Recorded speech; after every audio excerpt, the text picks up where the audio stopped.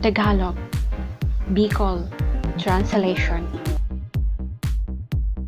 Bahay, harong, pintuan, puwertahan,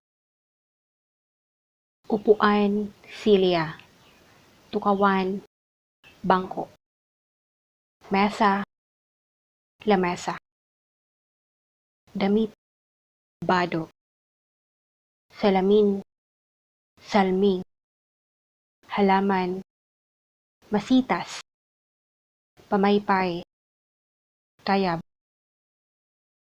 palay, paroy, bigas, bagas, suklay, sukray, panali sa buhok, pamuyos.